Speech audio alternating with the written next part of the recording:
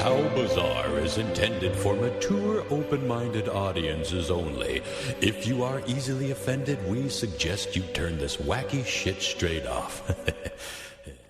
It's rough. It's hard. It's not easy at all. And I think I got a fucking hernia out of all of it. Oh, Jesus Christ, man. Yeah, well, I'm going to go get it seen here at the end of the month. My buddy takes off. He's heading back east for about 2 weeks. Go see family at the end of the month in October, so that'll give me a lot of free time. So I hope you don't have the kind of hernia you got to get operated on. Them shits. Sucks. Oh yeah, no, it is. It's either the good thing is I don't think it's like in the ball sack kind. I think it's more above the lower abdomen, which is easier. Yeah. When I was a kid, I thought I was special. I thought I had 3 balls. Lo and behold, you're not supposed to have 3 balls. As it turns out. As well, I didn't really think about it because I'm not like, sure, showing anybody else, and nobody's showing me their balls, so I didn't know. I thought, well, maybe it's normal to have 3. Right. Well, how could you know?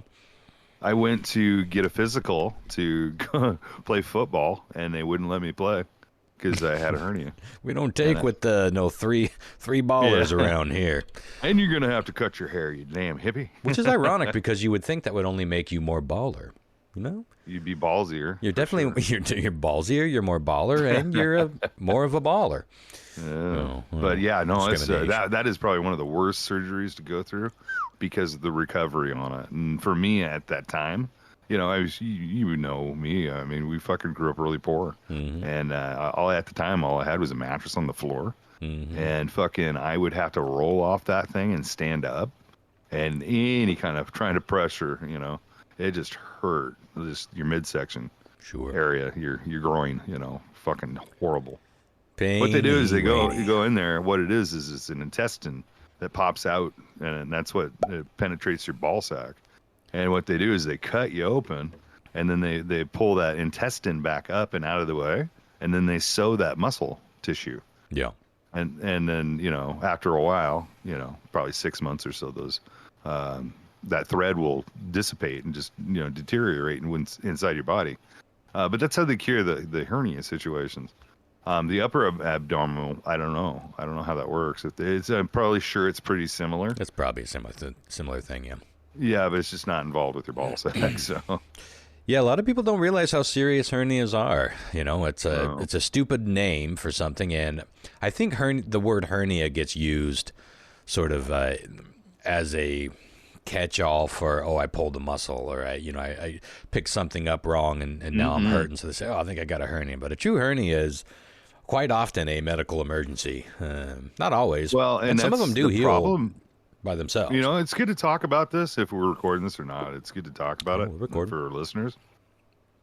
Because a lot of people will, like myself, will neglect it and just say, it'll go away. Yeah, it will. Because at times it will. Yeah, what happens when you're relaxed and you're asleep or something like that, your intestines could pull back inside your body, and your muscles will start healing. But then once you try to do something stupid again, it happens right over. You just injuring it. Yeah. And most people they don't like to see the doctor. Especially when it comes to your manhood and shit like that, it's just like, nothing gets me into the doctor's office faster than something going on with my dick. Right? You can't get me to the doctor fast enough. Chest pain, it's probably muscular. Yeah, dick trubs. I've known people that had a hernia for 10 years and never went to the doctor for it. Well, they were scared. Jesus. They just didn't want to do the surgery. Surprised that didn't manifest into something troubling. Yeah. So it's good to get that shit looked at, Yeah, we are funny about going to the doctor. But even if you don't have any kind of like if it's not fear-based or if it's just you're embarrassed about some sort of procedure, obviously none of us want to be there. But even if we don't have those kinds of issues, then you got to deal with shit like insurance and just the cost of it and all this bullshit. Sure. It is not a pleasant experience. No. And it takes a while to heal. It's 2 to 3 weeks. It can take a while to even get a fucking procedure. It's all painful. And speaking of painful, now, I don't have a hernia story, but I had a very big, I had a mildly less, or what am I trying to say?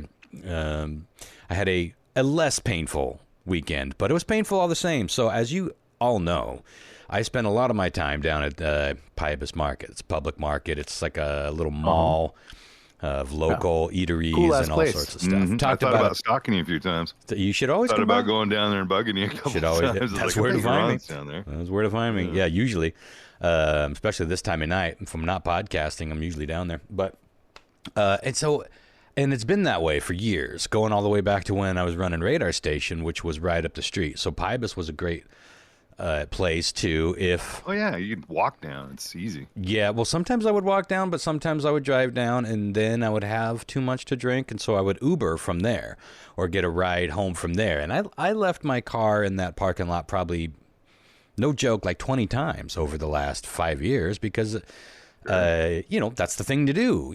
It's a pretty safe parking lot, and it's some place that I'm familiar with. And if someone's going to break in, whatever. Good luck with my shit. Well, there's cameras too. There's security down there too. So. Yeah, but isn't it funny how they never seem to be on when you need to go when it works in your favor? But I think places just don't want to get involved with any of your shit. They're like, oh yeah, they weren't running. But this was a Thursday or a Friday night. And it should have occurred to me, this had to have happened sometime in the past, so maybe they changed their policy, but it should have occurred to me that their Saturday farmers market starts first thing in the morning the next day. And that takes up the entire parking lot that I was parked in. Had I been parked in the one lot over, would have been fine. Oh, no.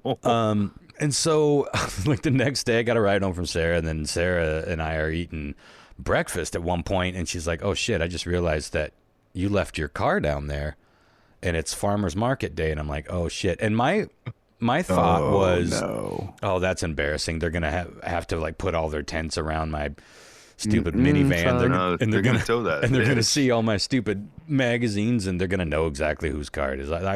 You're probably like, how am I gonna get my car out of those tents?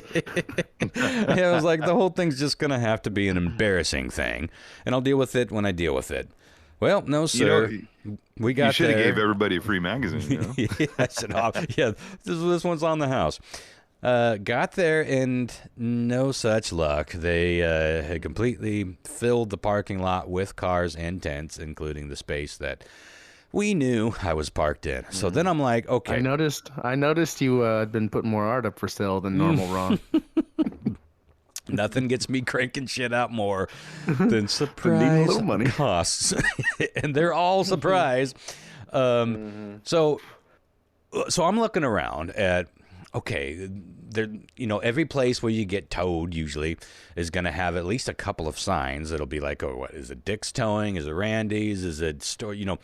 So I'm walking around looking for any sign at all to tell me what towing company and there's nothing. And first of all, I'm like, well, that's kind of bullshit because I knew that there was a Saturday market and I should have just thought of that. But don't you have to kind of put signage around if you are going to tow somebody for parking here, I think there needs to be some kind of signage.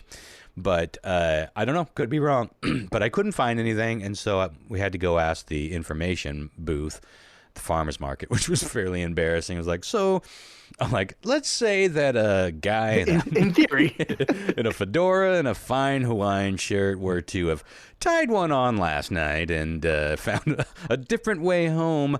Do you know which towing company? And she stopped me, I think, like halfway between. It was like, Randy's Towing. And I'm like, okay. So I go call Randy's Towing. I'm like, fuck, okay, what is this going to cost me? Like $80, $100? Oh, I bet more than that. Oh, friend. So we could take a guess. Well, I would say $225. Okay. I would say $250. Okay, John Mark, you wanna hear? Take a guess. 400. 350. Oh, I'll tell you, you're all too low. Oh, even John Mark. No. So here's the thing. Well, I know they charge you by the mileage, and then they charge you for impound. So storing it. Yep. So. Well, here's the thing. Randy's Towing is almost all the way out of town to Malaga. So it's not one of the closest places, but to be fair... Why are they using that shit? That's fucked up. Well, I was trying to think of all the other wrecking yards and tell you they're mostly on the outskirts. It's not that far away, but it still seems like they could have done a little bit better. But anyway, you add to that it was a Saturday, Now, they'll come and tow your ass on a Saturday. You better bet your sweet tits. Yeah, but it's overtime. But they don't work on Saturdays, so if they had to come in to tow you on a Saturday, that bumps it up. So the tow itself was $255. And then, as Lyle said, they tack on something by the mile. I don't know how much that cost. And then they charge you $66 a day that car is impounded. Now, there's nobody there to I called. Remember, it's Saturday. Yeah, I called, and I'm like, what do I do? This hasn't happened. I don't think I've ever been towed before. If I have, it's been like in the 90s. And so he said, well, here's the thing. And he gave me all these expenses, and he's like, so, no one's in the office today, but we do, for a convenient $125 extra fee, we will have someone meet you down there at the office, and then you can get it out of jail. He said, otherwise, it's Saturday now. You've already paid for half this day. You can pay for tomorrow and then pay for at least half of Monday, and that's $66 a day. So I'm doing the math, and I'm like, it's actually looking like it's going to be more expensive to wait until Monday because they'll probably charge me for the full day. So I'm like, fine, I'll just fucking pay the $125. And so I meet him out there. I'm waiting for we're out there for 40 fucking minutes or some bullshit. It's like, I called him. Like, you coming? Now, I misunderstood. What I thought he said was, they're around because there was a guy pulling out as soon as we were pulling in, going out to tow somebody, but there was nobody there. What has to happen, they actually call him from home. So they're like, which one of you wants to make $120 to go help this dingleberry out? So, after all that, it was $460. Good Lord. For one... How much? 460. And oh my God. it would have been $475 to wait until Monday, so I was just like, just get it over with. Bro. But there's no way. Now, here's the thing. They do, as they explain when they're doing all the paperwork, they'll say, here's your paperwork. If you want to contest this, if you want to, take this to court and fight it. And I'm like, I feel like I might have a fair chance of winning this one because there are no fucking signs anywhere in the entire parking lot premises of Pybus Market that's saying that you'll be towed for any reason. I feel like that's a big, how was I supposed to know? Mm-hmm. I mean, what else do you have to go on? How else would it be? I guess if you have, I don't know. I don't know if I would have won or not. But even if I would have, I spend so much time there. I know all these people. I don't know a lot of the higher-ups very closely, but we know each other. We're aware of each other, and I chose to eat the cash and keep that relationship because ultimately it would be them that I would be suing. I mean, it'd be small claims court, but it's suing. I would have taken them to court, and I couldn't see that over $400 fucking bucks. But it hurt because, as you know, as you said, Chris, I make most of my money off of art, and I don't have a whole lot of time to create art these days because I'm putting out the magazine. I do make money off of that, but not as much as I can off my art. So a $500 expense out of nowhere, there's never any money in my bank account. I have to build it up and then pay all my bills and then build it up and pay it. That's how my life has always been because I have chosen to, it's how it's been since I've not had a proper boss or sugar mama. And that's how it'll be for the foreseeable future, I suppose. But I got a pretty decent system. But when those surprise expenses pop up, half of... 1,000 U.S. American dollars. That hurts the roundster. But especially because it was so avoidable, it was like, my hot water heater dying, that sucked, but I had to take care of it. This was my fault. The dude that came in, that took 40 minutes to get there, had the world's most memorable skullet. And both Sarah and I agreed that he's kind of a handsome guy and a striking guy, but just super awkward and weird in that hair. And I would have sucked his dick to save $400 that day. Look, I'm at that point in my life where I was like, I'll just fucking, let's legalize it. We legalize pot. Let's legalize a dude sucking a little dick. I ain't gay, but $20 is $20, as the T-shirt slogan goes. I was gonna say for $407, you should have at least got a hand job. $400 fucking bucks, man. That's a lot of, and that's a lot of money. I always think it's like I never ever just go spend $500 or $600 on like a new TV or even like a whole bunch of new clothes or fixing up my car or I never spend it on anything like that. I spend all my money on art supplies, food, taking care of my pets, and funding my projects. Paying for fuel so I can truck around places. And well, I tell you this though, lesson learned, and I guess the lesson learned is drive home drunk, kids. Don't park your. No, I wonder what the cheapest way out. I guess you don't really get out of a DUI, but the cheapest version of a DUI, like say it's your first offense. I've never had one. God knows I've been eligible, but I think you can get it knocked down to reckless driving or something like that. Yeah, but you're gonna friends that I've known. You're gonna spend some money. Is my point. Oh yes, and I don't think it's going to be as cheap as half of $1,000 American dollars. I could be wrong, but I don't think so. If it ever happens next time, just have Sarah move your car to the other parking lot. Well, that's what we would have done if we were thinking about it. Yeah. I just didn't think about the time. I actually had a friend recently. I was like, maybe I talked about this, but a good friend of mine, well, a decent friend of mine, he was driving home from the bar and had a passenger with him and got in a car accident. His fault. And they made him blow. He was well over the legal limit. Yeah. And he just went through this, and he fire sold a lot of his pinball machines. He owned a few of them. Oh, shit. And I was like, I'm there for you now, sir. Yeah. We had one pin I really wanted. I was like, all right, well, here. Yeah. But yeah, man, it's expensive. I've been trying to be really cognizant of that. Yeah. And it's so easy, It's like Uber, especially in a town like Wenatchee.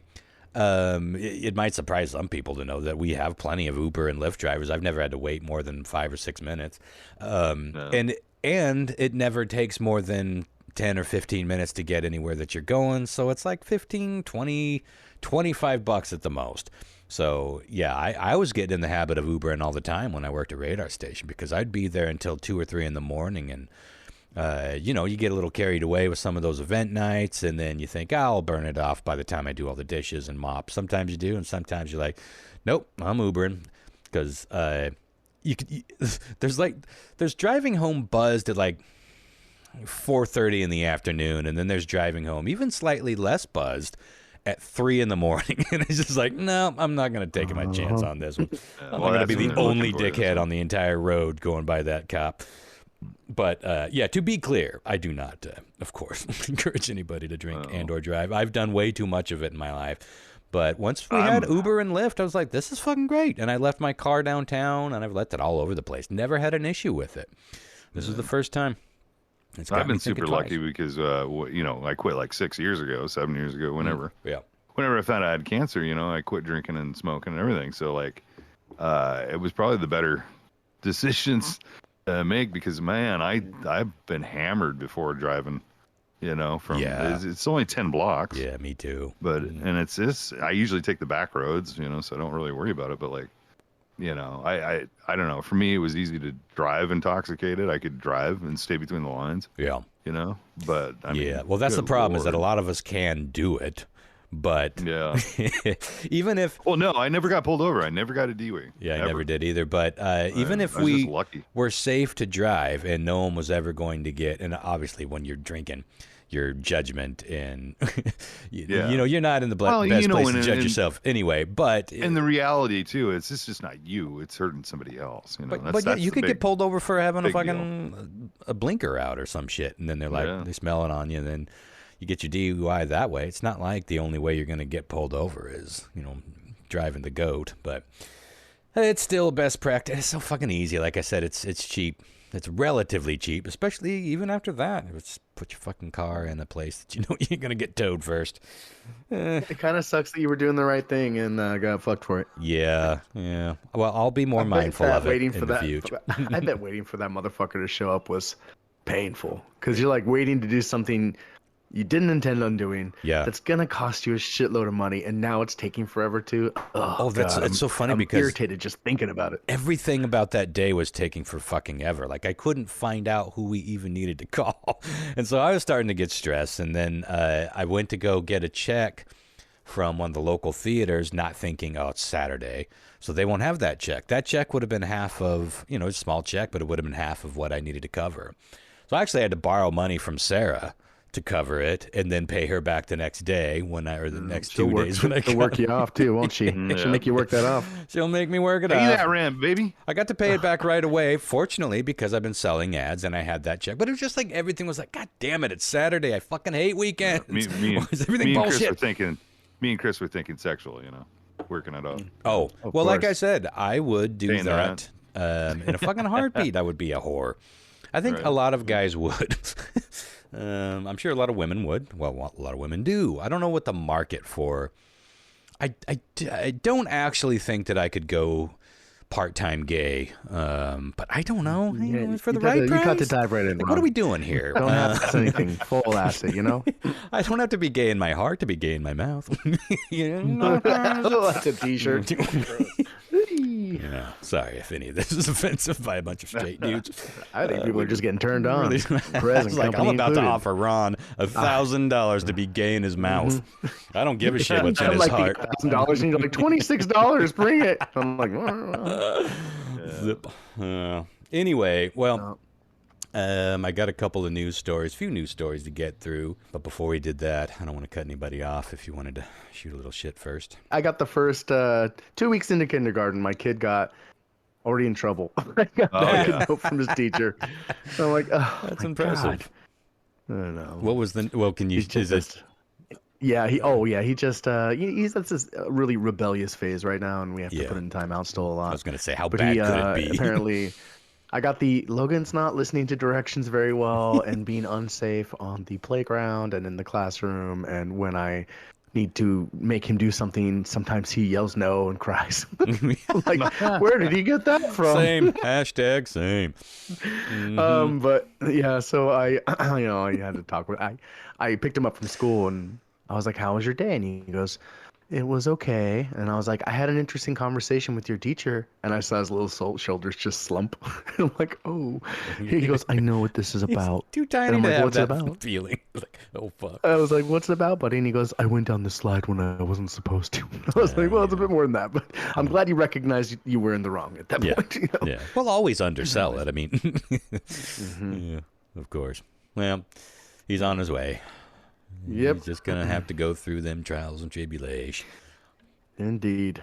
I was getting into trouble at a pretty young age. It was fun. I hated school, and you're with all your friends. It's like, especially at recess, you get all wound up. Kids get crazy. You can see it. Like they it's like there's a certain thing that happens when they all like run around together and they're riling each other up. You can see their eyes just go like shark eyes. Like they just go solid black, like they're on some sort of fucking crack, and their little brains are all lit up and like, they're not humans at that point. They are maniacs, especially little boys, because little boys just seem to have this inherent thing where you're trying to destroy yourself and or others and or other things just to see how it looks or feels. So Godspeed with that. Well, you only got another 13 years before they're out of school. And, yeah, totally. It goes so fucking fast, though, man. I don't know what it's like being a parent in terms of the time, but just hanging out with people and their children and just seeing even children that I'm around all the time.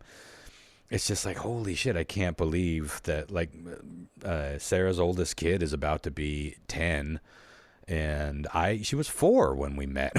Like, Jesus, that changes quickly. And they go from being able to have, like when they start being able to have conversations, like the baby talk kind of goes away, and their little baby voices and their baby fat cheeks start turning into grown-up faces right in front of you. It's fucking weird. It's awesome, but we were just talking about it. There's a sadness to it as well, because it's like everyone lives, especially when they're growing up. It's like they shed parts of their life that they're never going to become ever again. They're never going to be that person ever again that they were at 4 or 3, and going all the way up until 25. You constantly are shedding your skin, and it's kind of poignant in a way that it's like, obviously you want people to grow and to be healthy and to mature, But there's also kind of a sadness too. Oh, they're not babies anymore. And that's gone forever. Yeah, I feel that all the time. And I feel like Cats in the Cradle should be playing right now.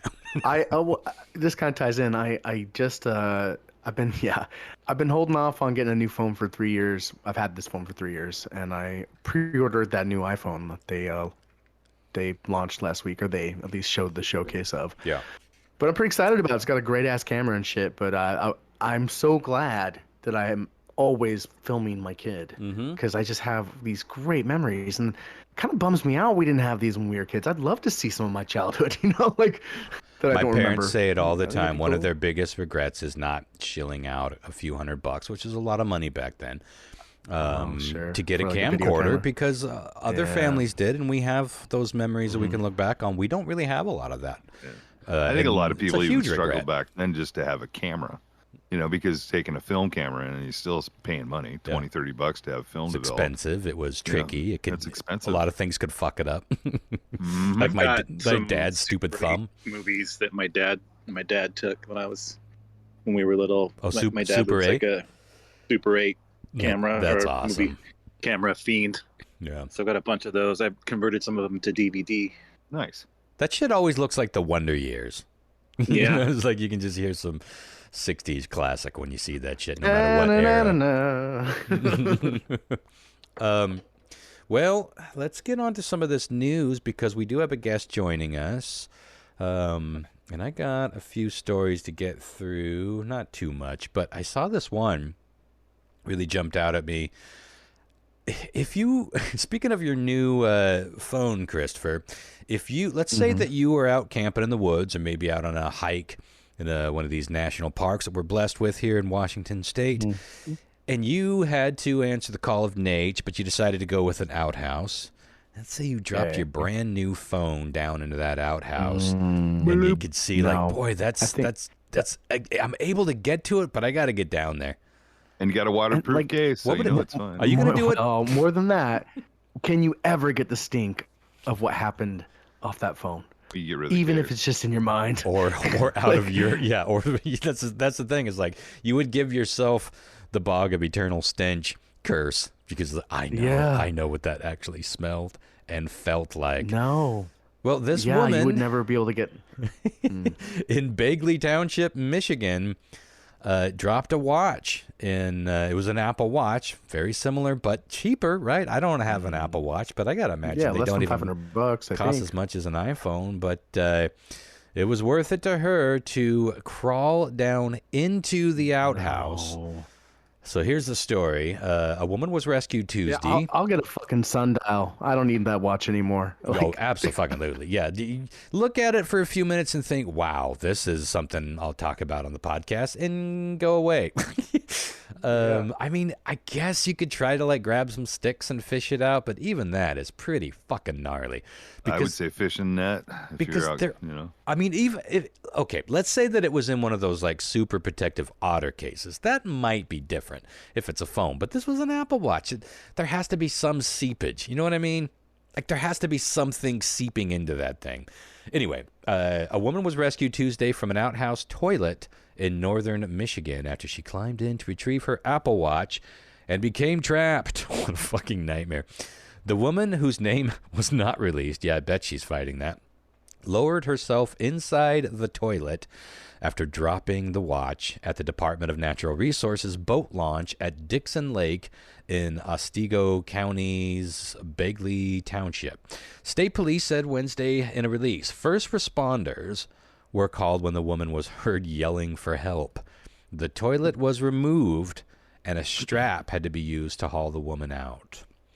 Obviously, hazmat was called onto the scene to deal with any spillage. That must have been the best and worst moment of her life, coming out of that fucking toilet, right? Coming out of the shit.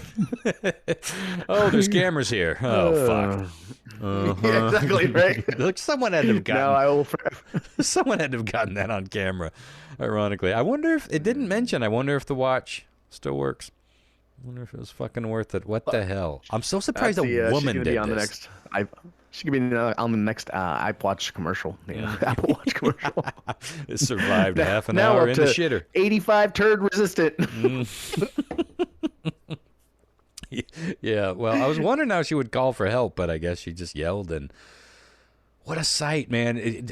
Imagine walking by an outhouse and hearing someone yelling for help. You'd probably think someone's like tied up or something, right? Like, or having a medical thing. I don't, the last thing in my mind would be there's somebody down in there. But then you walk in there, you're like, what the, oh, no. What are you doing down there?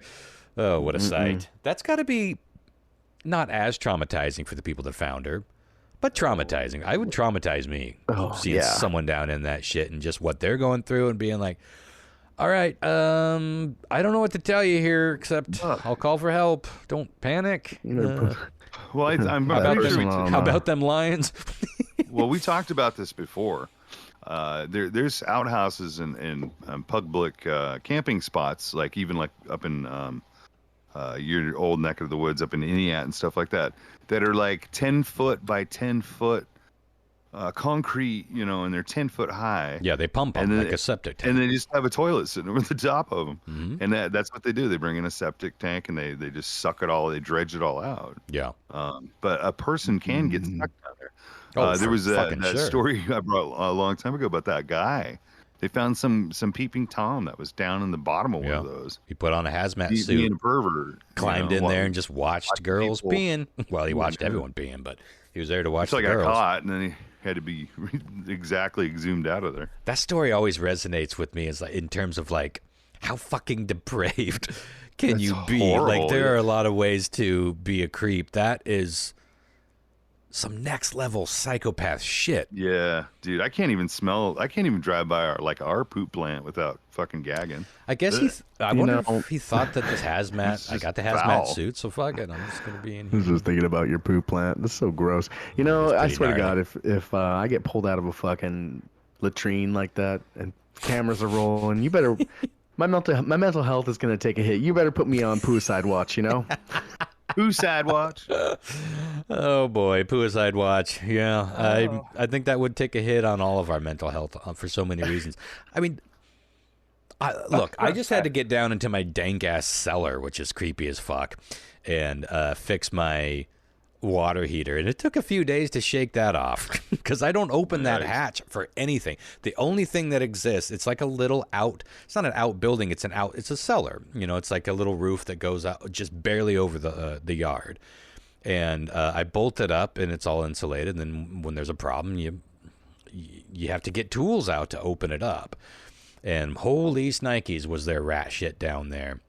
Oh no. Yeah, it was gnarly. There was fucking water in it. That was why it was shorting out. There was water in the actual panel of in the electrical panel on top of Jesus. the I know. And it had been that way for so long that one of the 220 volt terminals rusted, was just dangling in the water. It had broken off.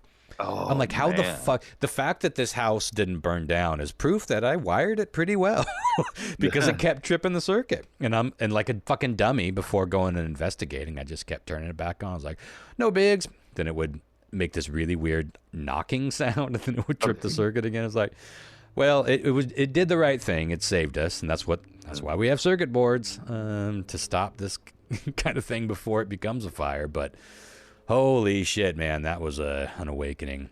But speaking of outhouse, before we move on, and I won't say why, there's a tie-in here. It's not like a huge part. Well, it is kind of a big part of the movie, but Sarah and I just watched. We've been in like a weird era for the Ronster where I've been like doing a lot of lounging and just getting like into the season, watching some horror movies. And we're like, what's out there that we haven't seen? So we came across the Fear Street series on Netflix.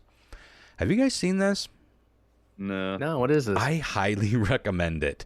There are 3 movies. I don't know if they all came out at the same time, but they all it's hard to explain, and I don't really want to over-explain it anyway.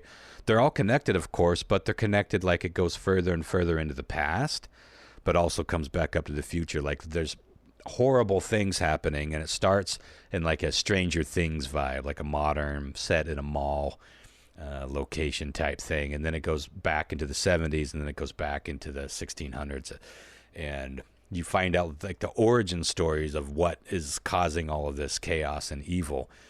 they were really fun, and there's some really good, memorable kills. It's mostly like a fun horror series more than like super disturbing, but you know, there's some good shit in it. But I highly recommend it if you like those fun movies. It's a good throwback. It really feels like it has a lot of the Stranger Things vibe, but you know, R-rated, more intense. And it's on Netflix. What's it on? Oh, okay. All three What's of it called them. again? Fear Street. Fear Street. All right, I'll spin that, man. Yeah, for sure. I think you guys will dig it. I think you'll all dig it. And I recommend it to all y'all out there who have not seen it, because this is the time. This next story is fucking insane. It just happened. I don't know if you guys saw this, but did you see the missing fighter jet that just went flying off by itself? Yeah, they put like a hotline out for it and shit. And I'm like, what? The fucking military put a call out for everyone to just be looking for it. Like, everyone help us find our missing fighter jet that is actually flying. And you know, it's a stealth jet. So everyone's like, well, can't you track this? And it's like, no, it's a fucking stealth jet. We didn't have any tracking shit on it. So the pilot had a problem, and he ejected, and the plane just kept on and going. They lost track of it. Here's a little snippet of it. Joint base. Wild. It is fucking wild. Joint base Charleston. Well, because typically they have a black box on it, and then you just track the black box. Well, this is a stealth plane. Lasts for like 48 hours. Yeah, but I mean, a stealth has to be stealth. If we can track it, then someone else can track it. You track it by, I guess, not fucking bailing out of it and letting it soar on to the next county. But here's the story. Joint Base Charleston and North Charleston had said it was working with Marine Corps Air Station Beaufort to locate an F-35 that was involved in a mishap Sunday afternoon. The pilot, I thought I had me a weekend. Mishap. It was involved in a little whoopsie daisy. Thought I had me a mishap weekend. Now, but my $500 get my car out of jail fee is sounding better and better all the time. I didn't fall in an outhouse, and I didn't have to be responsible for losing a multi-million-dollar stealth plane and wherever it ends up landing. It goes on to say the pilot was able to eject safely, landing in the backyard of a residence in Charleston, and was taken to a medical center in stable condition. Two defense officials said the pilot, who has not been identified, was discharged Monday afternoon. The search for a missing F-35 stealth fighter jet turned into a recovery mission on Tuesday after authorities located a debris field in South Carolina, capping the unusual saga that drew global attention. So from Sunday to Tuesday evening, they had no clue where this fucking thing was. That's fucking wild. Think about that. I'm sorry. Think about that. In 2023, one of the most powerful military entities on the planet lost a flying fighter jet that was unmanned. Goes on to say the discovery came a day after the public was asked for help tracking down the aircraft after the pilot ejected because of the, again, quote-unquote mishap. Officials will now probe exactly what happened. Yeah, I bet your sweet tits they will. With Marine Corps aircraft grounded following the incident. Members of the community in Williamsburg County were urged Monday night to avoid the area where the debris field was found as a recovery team worked to secure it. Yeah, talk about an embarrassing boner, huh? You hate it when you lose a still flying, top secret stealth military jet. Egg on our face on that. That's just crazy. You know, a lot of people nowadays, what they'll do is if they, have like something expensive they want to kind of keep their hands on, be it like a new car or something like that, what they'll do is put an Apple tag on it. Mm-hmm. Just randomly stash it somewhere. Yeah, see if the old wife is being faithful. That's how people are using them. I just don't know why they didn't do that shit with like that with military fucking shit. Right? You'd be like, oh well, that's true. Let me pull out my phone. Oh, there it is. Yeah, I don't know. I really don't know how these things work. I mean, maybe you're right. Maybe there is something that we alone can track, but it's encrypted for everybody else. But all I know is we couldn't fucking track it for 2 goddamn days. 3, if you really. For all intents and purposes. It's just fucking wild to me. This isn't much of a story, but did you see that Disney World got closed down for an entire day and a half while they barely chased out a bear. Yeah, Disneyland this could have was been wild to me. a lot more exciting for you, Chris. Yeah, just fucking yeah, could have been. Yeah. It's just, again, there's not much of a story, but I came across it and I was like, that's got to happen. There's got to be times when animals get in there and they have to be chased out. It's better than a couple gators, though, running around, which I think those stories have happened. Do you think too. they have a fucking like response team though with tranq darts and shit? Like, it wouldn't surprise me. They got everything. They gotta be. They gotta be prepared. They're probably in character for whatever world it was found. I think they come out in like the jungle hunt costume from Beauty and the Beast comes out. But they have to stay in character, so they have to shoot it with like a blow dart. It's like, God, why couldn't this be in Tomorrowland? Could have ray gunned it. But it was safely returned back to the wilderness. So, yeah, no harm, no foul. But I thought that was interesting. That's what they say. Yeah, that is what they say. They also said that Laika returned safely from her voyage to space back in the Cold War space phase. Another interesting story that's popping up, even though it kind of started a couple years ago. Did you guys see this? The very first ever documented fox-dog hybrid? No. Look it up. Well, it's called. Annoyingly, they named it a dachshund. Not a dachshund, a dachshund, because that'll never get fucking confused. It's dog, D-O-G-X-I-M, dachshund. Look it up. It is a cute little fucking thing. But don't get too attached to it, because the story doesn't end all that well. But so listen to this little snippet here. Wildlife enthusiasts have been stunned by the recent discovery of the world's first dog-fox hybrid in Brazil. The creature was found after being hit by a car in 2021, according to a report in New. It's one of the fucking cutest little dogs I've ever seen. The staff at Universidade Federal Rio Grande, maybe is how you say that, de Sol, Jesus Christ, and already. Veterinary hospital was unable to determine whether it was a dog or a fox.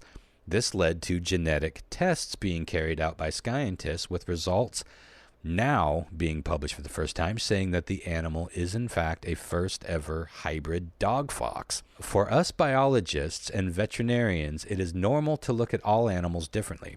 We're trained to look for what's common and what's different when we look at an animal, and that's what happened, researcher Christina so-and-so told Newsweek. It goes on to say she had eyes resembling a domestic dog and long ears resembling a pampas fox. Although she had a dark coat and barked like a dog. The expert added, scientists said they were surprised to see dachshund rejecting the food that they had given dogs, but accepting small rats. Sadly, the cute little gal died recently. They're not quite sure why. Obviously, early speculation is that maybe these chromosomes haven't quite worked themselves out yet. But when you see she got herself into Disneyland. Yeah, came that's out. True. When you see it, you're gonna want one. So I bet there will be a demand to speed up getting these things in some sort of puppy mill scenario, which I hope doesn't happen. But I do hope that this becomes an animal, if it can maintain, if it can be a real species. And, not be unwell. Who knows? It could have just had some sort of disease, not to do with the chromosomes at all. There's a lot more details that were more scientific, like dogs have 72 chromosomes and the fox has like 75 or whatever. Paraphrasing, that didn't mean much to me. But, yeah, cute little fucking pup. Sad that it died, but it's some major scientific breakthrough in our day and age. The dachshund. I don't know why we named it an exact rhyme for dachshund, something that already exists. But anyway, I think that's about all I rounded up. I was going to talk about meditation because I have been experiencing some serious shit with that. But let's see, where are we here? What time are we calling our guest, Chris? I told him about 7. I think that gives me just enough time to go into meditation. Now, I have brought up meditation many times on the program. I feel like it was maybe back when we were still doing Tales from the Space Pod, I even did a little mini meditate along with us episode. And yeah, I actually think about that episode quite a bit, Ron. Oh, nice. I mean, I don't meditate, but it was a interesting episode, and I do think about it. I was like, I bet if I put effort into this, like anything in my life, some fruits would grow, you know? Oh, for sure. But at the time, I was only really doing breathing-focused meditation. I have since moved on to mantra-based meditation, which is a bit more like what the transcendental meditation is supposedly all about, although I do believe that the Transcendental Meditation or TM organization is a bunch of bullshit. It's very... I think calling it culty is a bit too far. I just think it's a cash grab. I think it's more of an infomercial. You're talking about like the... Well, no. The Transcendental Meditation is mantra-based, but it's a silent mantra that you say and focus on over and over in your head. And they pride themselves on this is the effortless meditation. You don't have to do anything. David Lynch is a big proponent of that. He was the one that got me looking into it because I read his book, Catching the Big Fish, I think it was called. And he was talking about it, and he was talking about how amazing it was for him. And you know, I love David Lynch, and he just made it sound so intriguing, but he never really talked about how you do it or what you actually experience. And so I got online, this was years ago, and I couldn't find anything to tell me what this actually was, what the practice was, what you're supposed to see or experience, what it's supposed to make you feel. And then finally I found some shit that was basically saying, no, the TM organization is constantly working to shut down anything that publishes what they have trademarked, which is these mantras and their exact teachings. They want you to spend I think it's like $2,000 to just get involved with TM. That's like the base level, something like that. Then they'll have somebody assign you your mantra. Now that mantra could be Om, like Lyle just said. Om. It could be Jai Guru, whatever. There's all these mantras that they have, and then they say, but you can't pick your own. You have to be assigned them by a trained TM organized well, whatever. You know what I'm trying to say. A TM teacher or whatever. But enough people have come forward to say, like, no, they literally assign it by your birthday. And so they've been leaked. Like you can see what they would give you. So it is a little culty like that, but it's all about money. It's just a business, you know. They want you to go through them and not think that you can do this on your own. You have to use their trained people. But I have dabbled in it in off and on over the years, but recently, I don't know what or even when I really got going down, but giving it a real shot. And I was like, I'm gonna really just stick to this for a while. And I started meditating on the Shakti mat. You know, we did Christopher did a live sit on the Shakti mat. If you don't remember that was the bed of nails. It's a safer bed of nails, but it's pain. You're laying on, I don't know, a few thousand, or at least 1,000, like really sharp little plastic spikes, and it's acupressure. And I think it's amazing. By the way, Chris, do you use your mat still? I wonder if he had to step away for the kid. Or is he muted? Or both. I started meditating on the Shakti mat, and that has really ramped things up. Now, I have tried a few different mantras. I tried some that I saw on the TM organization. I saw some that other people have used. I've read where people just make up their own, some sort of positive affirmation that they just want to focus on. I kind of went somewhere in the middle. I made up my own chant, and it's kind of a positive affirmation, something that speaks to me. But the point is, you don't want it to mean all that much, because you're supposed to just sort of zone out on it. It shouldn't be something too terribly hit you over the head that's going to make you think of something specific. It should just be a fairly generic mantra. And so I came up with one that I felt was generic enough, but personal enough. And so I started just doing it. And everything that I read, and again, it took some digging to find how people supposedly do this, but you just, I say the mantra a couple of times out loud, and then I let it sort of echo in my head. You know how you can kind of like, you can think of a word, but you can also sort of say a word in your head. Some people, like me, when you're like literally saying something in your head, even if your mouth is closed, I'll still kind of like move my mouth a little bit when I say it. You're not supposed to do that. You're supposed to almost see the word and hear it as if someone else had said it into a well that's echoing back, and then you're just sort of listening to it. I know that sounds a little weird, but it is a big difference. It's a big distinction, and with some practice, you'll get the hang of it, and then you can really zone out on it. And that's when I started going to fucking outer space, man. I cannot fucking tell you how psychedelic this experience has been, because it is, it often starts with the sort of psychedelic things that you just get when you close your eyes, or maybe like when you're rubbing your eyes too hard and you get like those flashes of lights, or you see tracers. You never truly see nothing.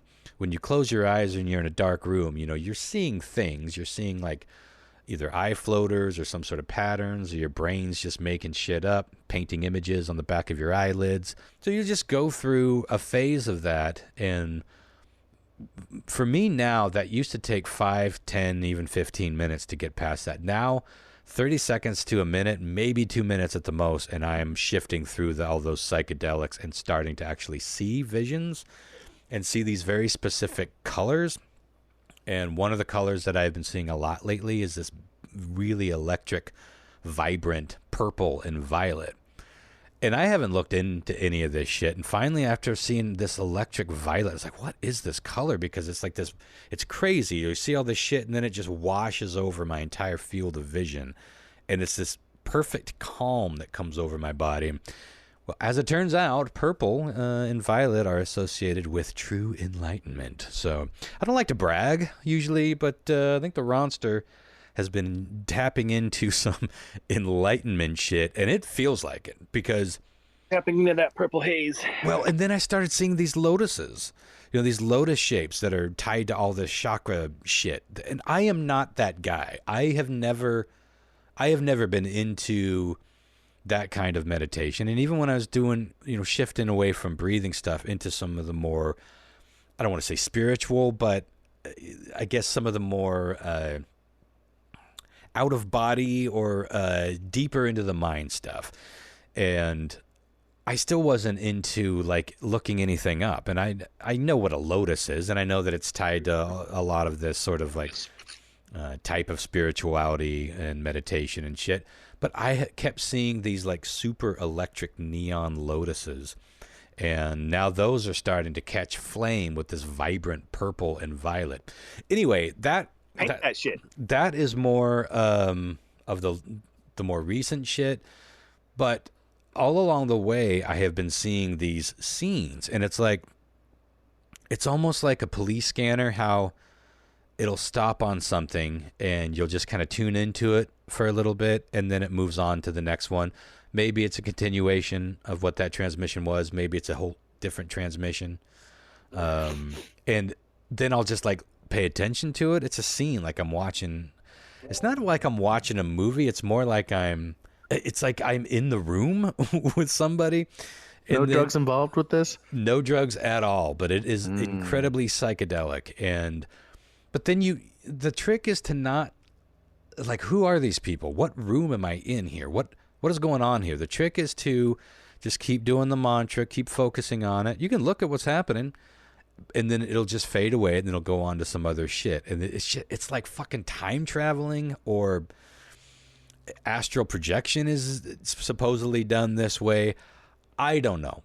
I would believe that it's just all a bunch of bullshit firing off in my brain, but it is changing my fucking life. And I don't know how to sum it up any more than I just did, other than because I'm dealing with some shit that's coming out of it, and not like dark or heavy shit that I don't want to talk about, but it's just like, it's like a personal journey that I'm on. And I don't even talk about what my mantra is.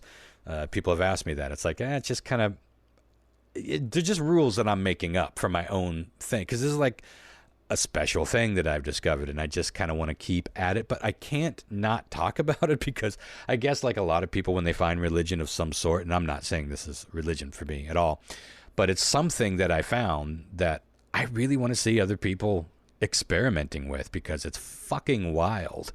It costs you nothing. It's super restorative. Like, I was getting to where old man Evans needed to lay down for about 20, 30 minutes in the afternoon before I shifted from all of my daytime work to all of my nighttime meetings and events and just, I'm just constantly working. So I needed a little break.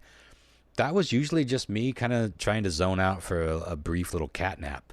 Now I'm meditating on that bed of nails for close to an hour at that chunk of day, and it goes so fucking fast that I don't fall asleep, even though I'm laying down.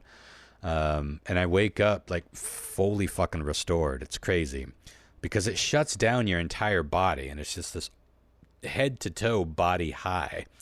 And some of it gets sexual. I ain't gonna fucking lie. There's some. It's not all there, but there's been my next question was sexual shit. Is there any time you're like, yeah, absolutely, yeah. And I was going through a phase of that a couple weeks ago. It's like, well, I could stop meditating 5 minutes early and switch into. Gotta go. But honestly, it's like it's not something that you need. That I felt the need to like stop and get to some sort of climax with, or I got to take care of this. It's just part of this energy that is swirling around, and it's like, where the fuck is this going?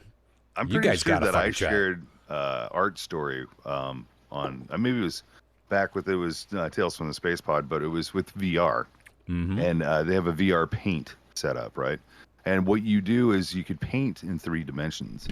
And there's people out there that do it. They have YouTube channels that of them specifically doing it while you watch, and it's a mind fucking blow. I would love to see you in that mindset, because you don't have to walk around everything. You can in VR, but you don't have to. That would be a trip to meditate. Just to be in that zone and be able to open your eyes, and then it would be black, but you would be able to adjust everything that you see.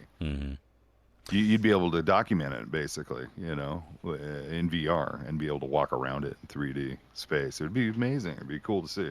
Yeah, well, that's all there is to that for now. I'll keep you posted down the road because I feel like this has happened in stages, and I feel like I'm breaking through to some next level fucking stage, and I'm dying to hear if you guys have any interesting experiences with it, and listeners as well. But Chris, I was asking you when you had to step away, do you still use your Shakti mat ever? I do not. I don't. It wasn't mine. It was Bat's. Oh, so it's at her place. But I did. I did enjoy that. I probably would if I had one. Yeah. It was fascinating. Yeah. Well, I think the program was called Tilt Brush. Tilt Brush. You could look it up on the YouTube. Tilt Brush, I believe, is what it was. Okay. And you could watch, there's fascinating people that just do like literally Picassos, and you could walk through them, and it's just amazing. Interesting. It's really, really cool. Well, on that note, should we take a brief recess and get our third contestant for Weird Trev? Yeah, that sounds great. And before we do that, I am having a hard time. I think this is just a long time listener. His name is Jacob Roberts. Ron, you and I are both friends with him on Facebook, so I think he friended us a long time ago. Do you know anything more about this guy? Because I feel bad. Like, if we've had him on the show before, I don't think so. That name sounds familiar. It's probably one that goes way back to like Space Pod era. But no, we'll ask him. I mean, he knows that we barely remember what we talked about last week. Hope he's not like, we were friends once and did things together. I'll be like, oh, yeah. I was in the Bloody Oranges for 2 years. Oh, Jakey baby. Okay, right back. More of an action game, but yeah, it was like a Diablo game. Those were fun, yeah. Ronster, is he back yet? Yep. No. All right. Yeah. I'm going to pull our guest in here. He's waiting for us. Okay. Oh, yeah. Pillars of Eternity. That's another game that's like that, too. You guys tend to prefer the fantasy type games more than any other genre, would you say? I like it all, man. Yeah, same. Sci-fi. I'm playing Baldur's Gate 3 and Starfield right now, so it's like space and D&D. So. Yeah. All right. I'm just filling in a spreadsheet here, trying to keep track of who we've had on our podcast. Just got to add some money to my spreadsheet because I just sold another ad for the magazine. Oh, nice. I'm getting organized. I used to do this shit. It's like I write it down somewhere. And like, wait, what? Who did I sell ads to? I got someone selling ads for me now. It's awesome. Oh, you do? It's great, man. Yeah. Trying to get an actual employee scenario set up. In fact, hello, Jen. She listens to the show. I've tried to call her a couple of times in the last, when we had a guest fall through or we wanted to try to get someone on board, but she's always busy. So, anywho. Well, without further ado, we have a guest tonight, gentlemen. I believe longtime listener, Jacob, is going to join us here for some weird trivia. Welcome, Jacob. How do, Jacob? Hello. Oh, sound great. Coming in. Yeah, you sound good, buddy. Now, before we move on, I can leave your last name out of the show if you want us to, but I couldn't help but notice that technically you are a Jake Roberts. How often growing up did you hear Jake the Snake? And if so, did that have anything to do with the Razzler? He's like, I made a terrible mistake, and I'm out. Yeah. Jake, can you hear us? No laughs. Went away. Must be an audio issue. I'm going through a tunnel. We can't hear you, buddy. If you're talking, you might be on mute. I didn't think it was a controversial question. No, I don't see him on mute. Could be a sore spot. No, he looks like he's there. Well, why we're waiting for him to. If you could live in, I've probably asked you this before. If you could live inside one video game, what would it be? They're kind of all horrible places. Yeah, that's the problem. Usually made of terrible things. Awful. Mm-hmm. And underwater. Pretty, but God, that's a good question. I wasn't prepared. Is there a video game you would even want to live in? Leisure Suit Larry. Yeah. I was just about to take my mind there. I was like, wait a minute. I know Lyle. He'd want to be in that pirate. Oh wait, that's a movie. He's always talking about the. Oh no, wait. Weren't you talking about some video game that's like full on X-rated, Lyle? Oh, yeah. I don't know if it's pirates or not. No, I can't remember what it's called, but it's definitely in that format. It's full on porn. Yeah. Oh, dude, they got so much porn on fucking games. If you go to Steam, your Steam library, and then you just type in like nudity, and it'll come up with like probably 300 at least. Don't most mainstream games now have at least some nudity and sex? Not there's full on some porn, like The Witcher and stuff like that. There's fuck scenes in it, but like the game you're talking about was Treasure of Nanda. That sounds right. Yeah, and that's you find on Steam. It's cheap. It's like probably like $10, and it's actually the writing of it's really awesome. But you all you do is slay fucking bitches all day, dude.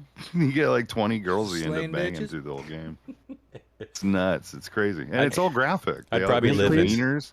They show wieners in VJJ, and they show fucking cum shots and all of that. It's like, yeah, okay, I call bullshit on them wieners, by the way. Go ahead. Hold on a sec. Say something, Jake. No, we still can't hear you, buddy. Can you hear us?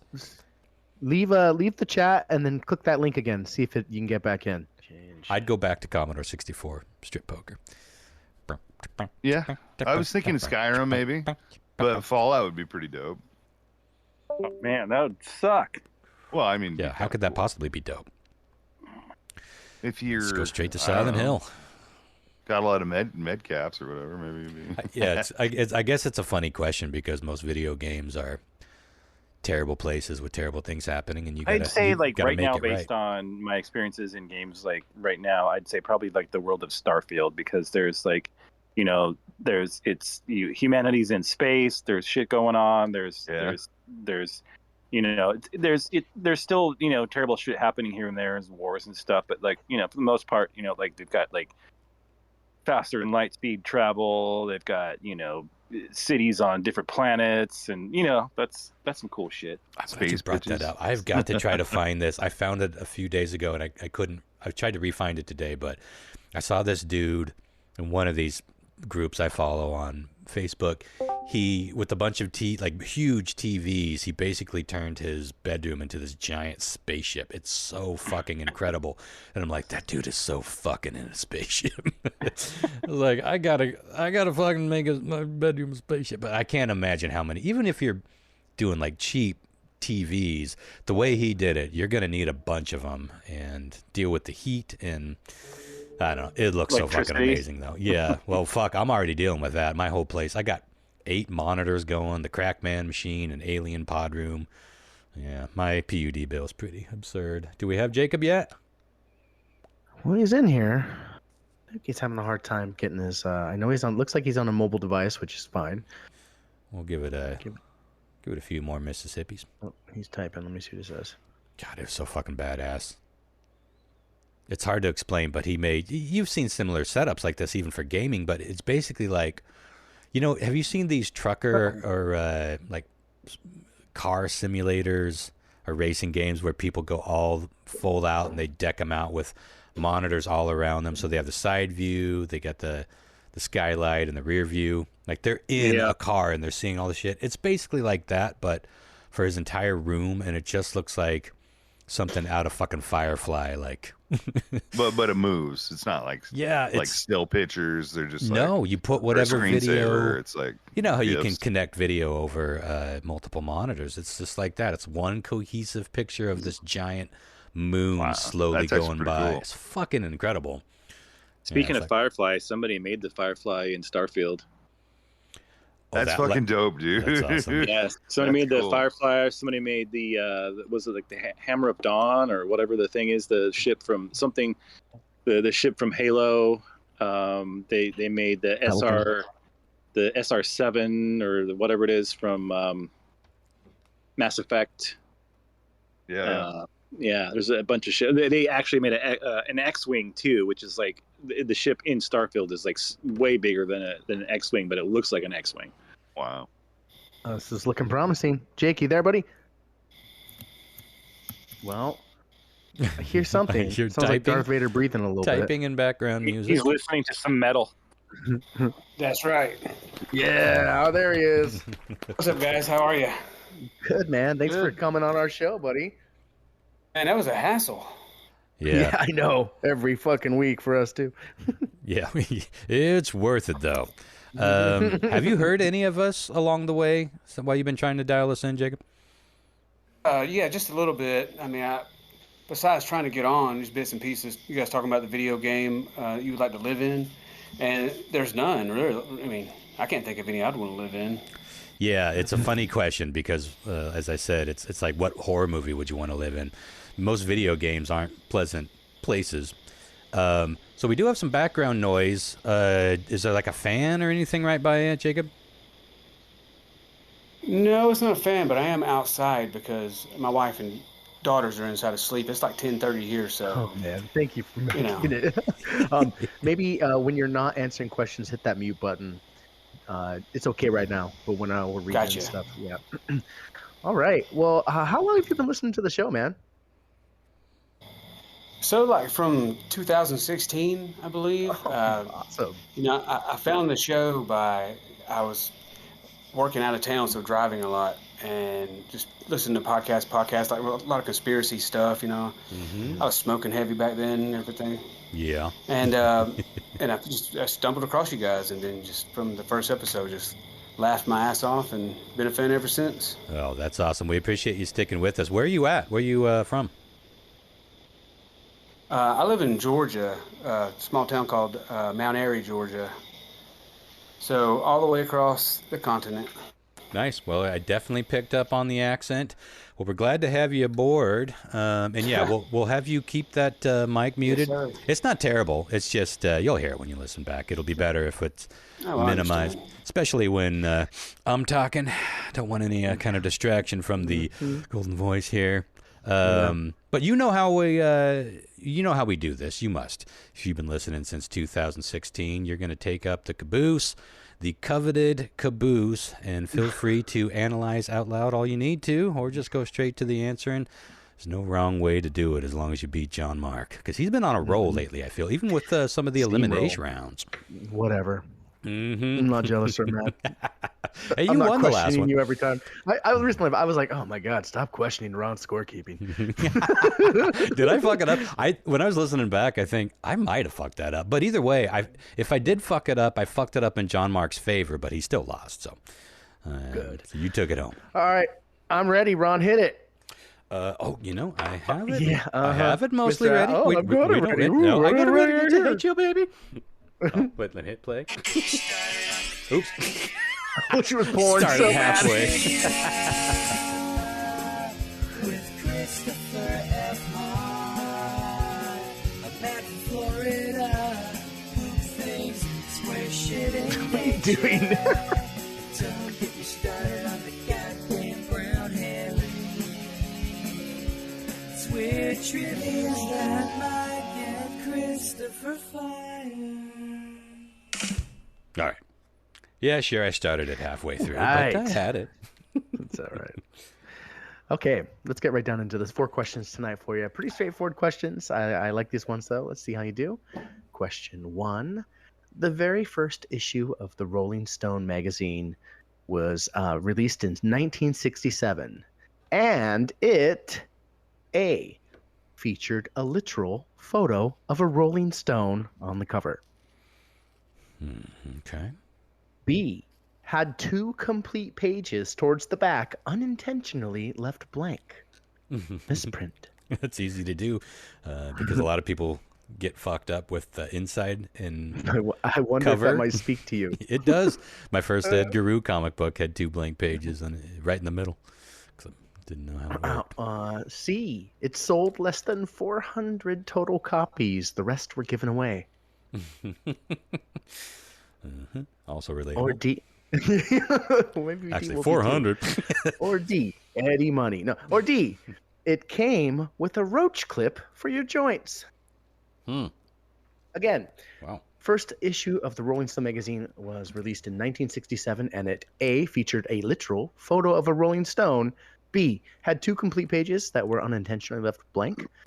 C, sold less than 400 copies. Or D, came with a roach clip. Ronster. Now, I know so much about Rolling Stone because I love books and documentaries about magazines. And I've seen quite a few on Rolling Stone, but none of this is jumping out. Now, when you say a picture of an actual Rolling Stone, do you mean a Rolling Rock or a Yes. member of the Rolling Stones? Okay. The Rock. Tony? That doesn't sound right, but It doesn't matter what you say. Not Dwayne Johnson. came with a roach clip. That's a lot of roach clips, but that's not a huge expense for a marketing campaign. I guess I'm gonna go with they sold 400 and had to give the rest away. Okay. Launching a magazine is tough, but yeah, I'm surprised I don't know this. Okay. John Mark. This might be like a Berenstain Bear situation, but I'm gonna go with the picture of the Rolling Rock. Okay. How is that a Berenstain Bear thing? Because it's like I feel like I remember seeing this, but who knows if I did or not, right? Like, Yeah, well, as soon as he said it, I could picture it, but it's like it doesn't resonate. I'm not gonna go hard into it because I don't know if Rock they're really, hard. Their music, it wasn't about drugs. There was like the Cheech and Chong, freaking What? Cheech and Chong Yeah, had their LP that came out that had actually a giant rolling paper. Yeah, that's Yeah, true. This yeah. was the era of the gimmick. in the folder. I'm gonna go with the 2 naked pages in the back. Okay. Typically made for advertisement. Maybe they didn't have any advertisers they could put on it, so they just kept it what they had because that was the order. Yeah. We need 40 pages. If that happened, I guarantee. Well, I can't guarantee, but I would bet that it happened because people dropped fuck up. out. When you count the pages, you count the cover as number 1. That fucks up a lot of people. So if you don't get that right, you're going to have 2 extra pages in there somewhere. But yeah, interesting. All right. Jacob. You got to unmute, though, baby. Oh yeah, I knew that. Okay. Well, Been there. I'm gonna say this since I'm going last. I'm gonna tell you the first edition of Rolling Stones ever, being a man who collects many things, had John Lennon on it. Yeah. So it's not a rock. Uh-huh. But I'm gonna say that I would agree with Ron with this one. I say they had to give the rest of them away after they printed a few. Okay. So I was trying to think of what was on the original one, and John Lennon was one of my guesses. Let me tell you, I read that the Rolling Stones were upset because they used basically their name but didn't. Yeah. But then featured their biggest rival, I would suppose. I don't know at the time. Well, they claimed that they used the word Rolling Stone because of the Bob Dylan song, but it had the bonus of being that's where the Rolling Stones got the name, was from the Bob Dylan song. So, okay, go ahead and mute again, Jacob. Question 2. It's not a terrible I'm sound. sorry? It's just, you can go ahead and mute again. Yeah. Right. Question 2. Nebraska. What a state. I don't really know a lot about Nebraska, but I can tell you this. The official state drink of Nebraska is A, Kool-Aid, B, a Roy Rogers, C, strawberry milk, Oh, I used to love me some strawberry milk. Corn water. Corn water. Well, that sounds Corn like dog. a herring. Corn of water. That sounds like a herring Again. of some kind. Official state drink of Nebraska. Kool-Aid, Roy Rogers, strawberry milk, or corn water. I'm trying to think where Roy Rogers was from. Nebraska doesn't seem right. Seems more of a Texas or maybe a Tennessee. Kool-Aid.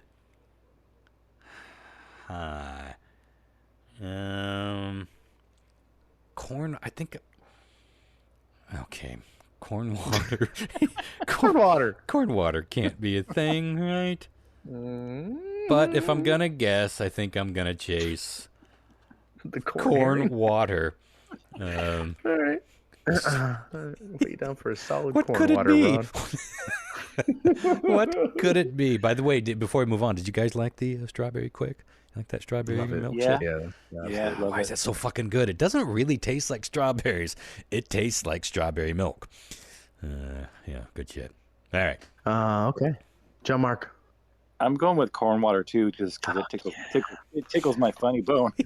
Your liver, too. It might tickle more than your funny bone. It's corn water. You're gonna make it a family game and go with the corn water too. Corn country. Oh.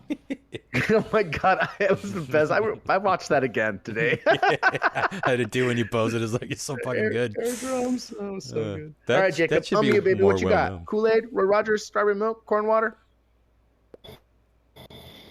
God, corn water. I mean, what is that anyway? Exactly. Go to Nebraska, find out. Sounds like something they make in Nebraska. Mm-hmm. It Let's also see. sounds like something Strawberry Christopher milk, F. Hart would corn make. water. Roy Rogers, Kool-Aid. Rogers. Roy Rogers is what, like cherry and Coke? Mm-hmm. I didn't even know that. You Is know that where what? you get- Let's Oh, see. yeah, it's okay. I'm gonna take a. So, you know what? I'm gonna go away from the pack. I'm gonna say Kool-Aid. Ooh, that's bold. That could down for pay that. in one way or the other. I like it. Okay. By the way, we only need one more person for our championship round. You know. Oh, so We get if one Jacob more in pulls here, we this got out, a full game. Oh, that's exciting. Okay. Question 3. Tom Cruise is pretty proud of most of his films. Most of them. There is one film that Tom Cruise notoriously hated. In fact, he's gone out and publicly said he'll never make another film like this one. What movie did Tom Cruise make that he just didn't like? Was it A, Born on the 4th of July? Okay. B, Vanilla Sky? Oh, that's one of my favorite movies of his and one of my favorite movies of all time. That would track. C, Eyes Wide Shut? Again, same. Yeah. Or D, Legend? Wow, I was really expecting the samurai one.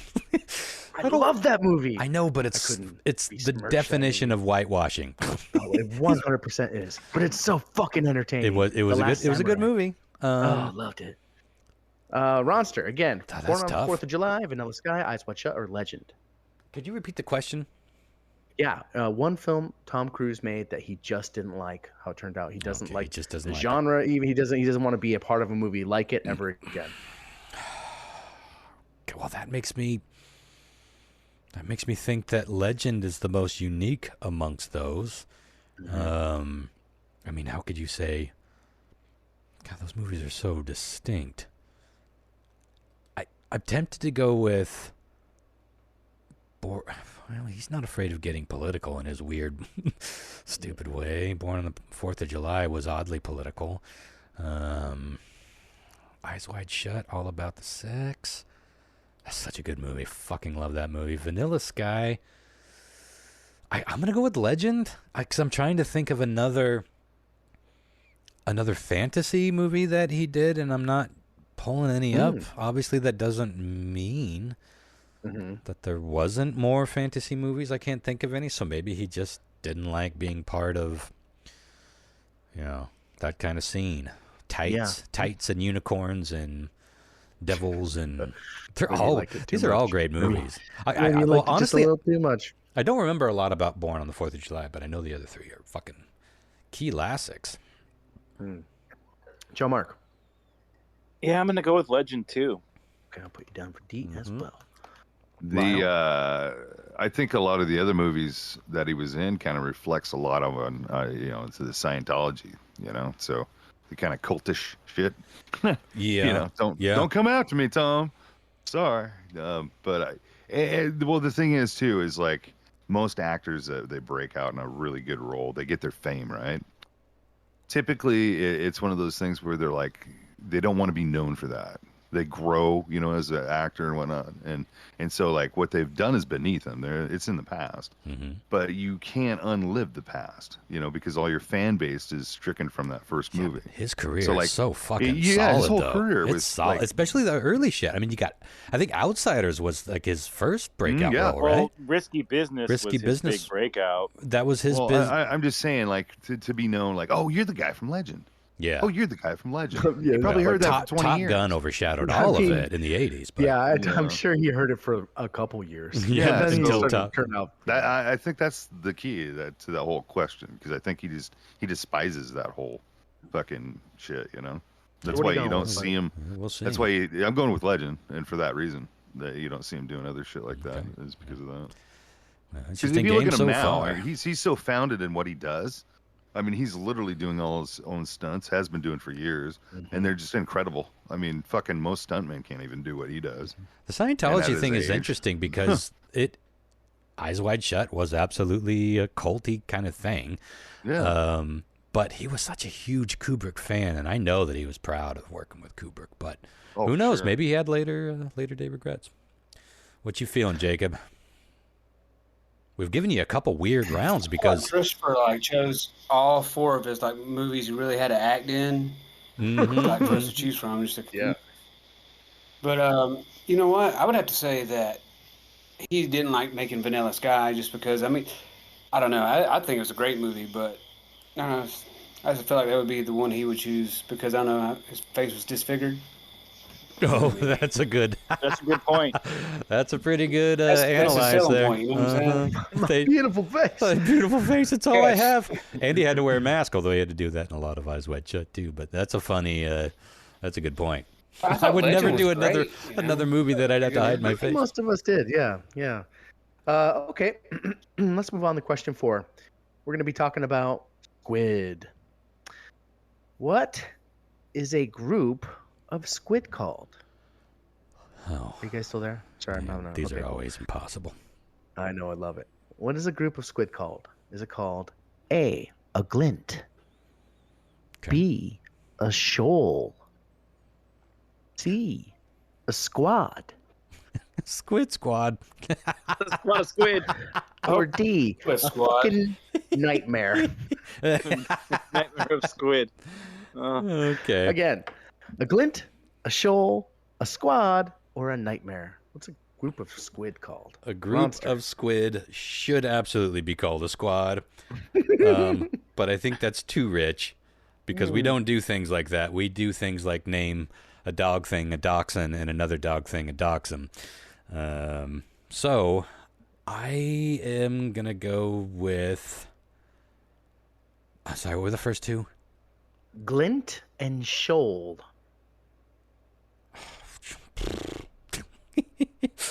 I don't know. A shoal? Is that what you're saying? Or shoal? Shoal. S-H-O-A-L. Shoal. I know that word, but I can't think of what that word means. I'm thinking of the Leonard Skinner song. The mussel shoals, they've got the swampers. And mussels are aquatic. I'm going to go with shoal, just based on old Skinner.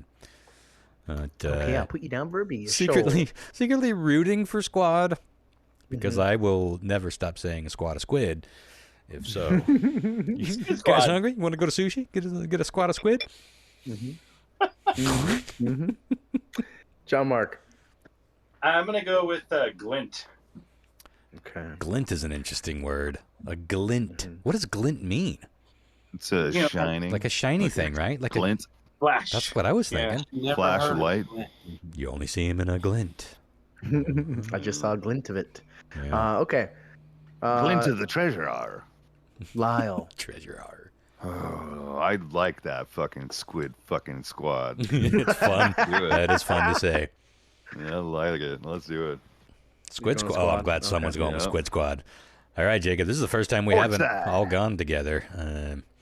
So, anything sounding good to you? I would love for it to be squad, but I don't think it is. I know what a shoal is in the South. A shoal, like Leonard Skinner was talking about, is a sloping bank going down to a body of water. Okay. That doesn't compute.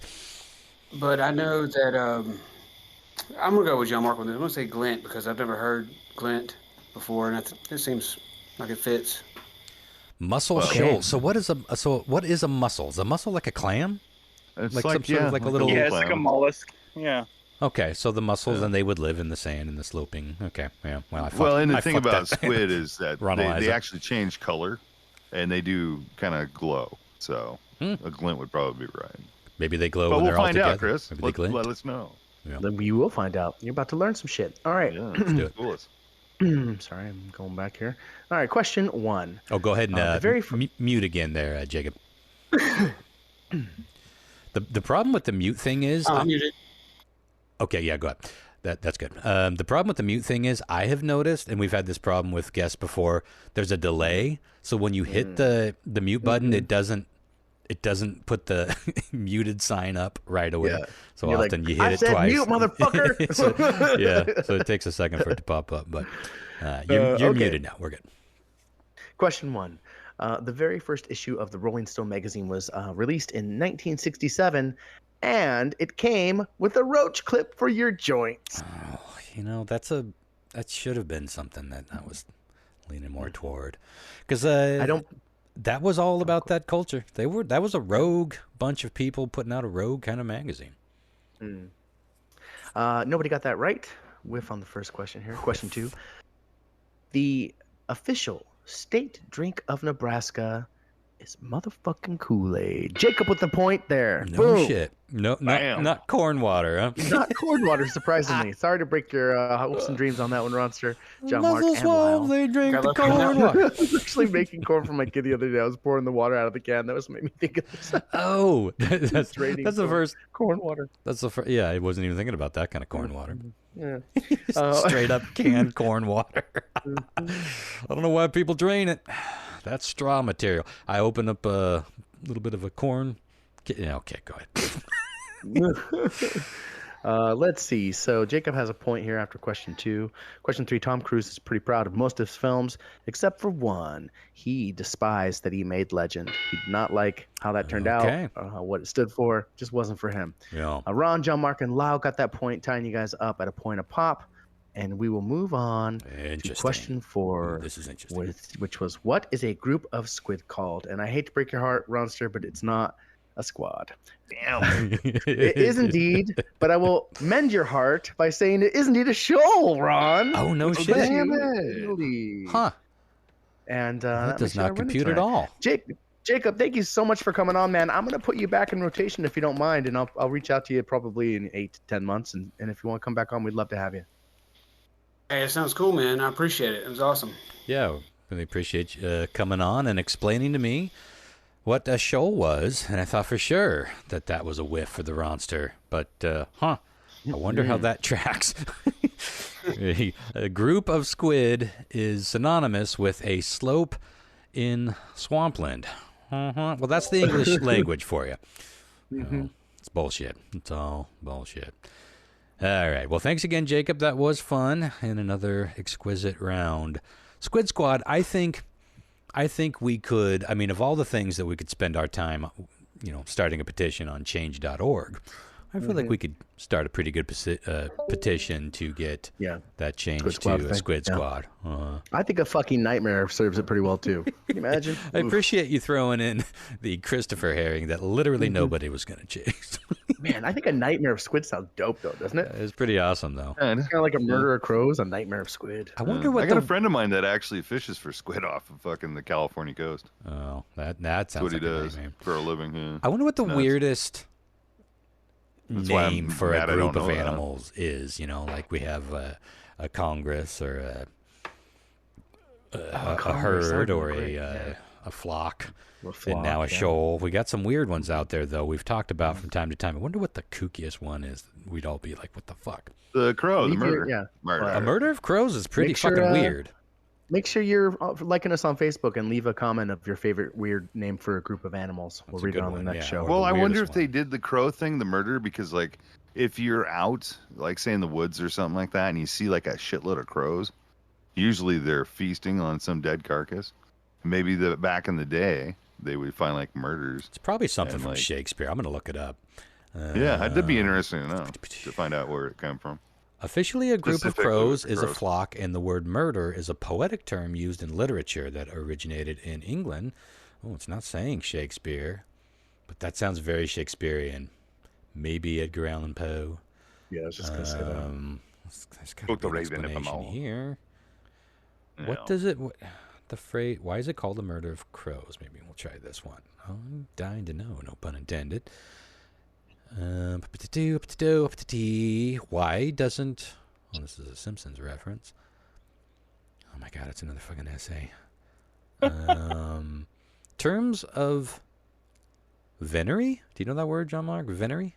V-E-N? Not ringing a bell. Venery? I had one of those diseases once. Terms of I know a lot of the terms of venery. Terms of venery are special types of collective nouns that denote. Oh, that's what we're talking about. Beasts of the chase.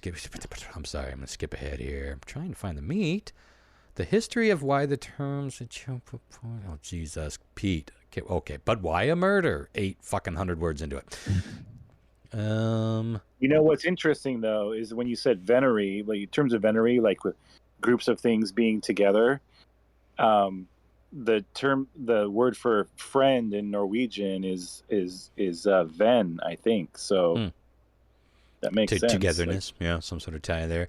Well, where am I? I don't even care what website I'm in. It says terms of venery were often based on characteristics people perceived in the animals, not from their intrinsic nature. Piteousness of doves, is that how you say that? Piteousness? For example, refers to the fact that birds hold a special place in Christianity. Dove returned to Noah, blah, blah, blah, blah. Has nothing to do with the dove's pious peck. Likewise, the crow received its term of venery. I really hope I'm saying that correctly 15 times. Based on religion and folklore. Unfortunately, crows lacked a PR campaign as effective as well as God. Crows are omnivorous scavengers, and Lyle was right from where it's going, and will eat just about anything: insects, seeds, fruits, eggs, and small animals. Historically, they would often appear on battlefields and in cemeteries, and after disasters to snack on the tasty carrion we humans left lying around. What the fuck does that line mean? One of the species is in fact named the carrion crow. The association with death led people to believe crows portended disaster. The all-black feathers probably didn't help. They are kind of a wicked-looking bird. Ravens even more so. Folklore and superstitions further fueled the belief. One folktale tells how crows from a parliament decide the fate of a member of a flock. So it sounds like there's a few places where this came from, but I think mostly Lyle's right. They're just associated with. They're black. They're spooky. They're mysterious, Being and they will around dead things. eat dead things and everything else. A murder of crows still doesn't quite compute, but there you have it. There you have it. The almost rest of the story. And on that note, tune in next week. We'll be getting to the rest of the story of 9/11. 9/11. Guaranteed to be a barrel of laughs. And yeah, weigh in with your favorite venery term. Also weigh in with how Ron should have been saying venery. And if you haven't been checked recently, it's a good time to remind yourself, go get tested for veneries before you get back out there in the dating pool. All right, y'all. Tune in next week. 9/11. Good night. Night, guys. Good night. Bye.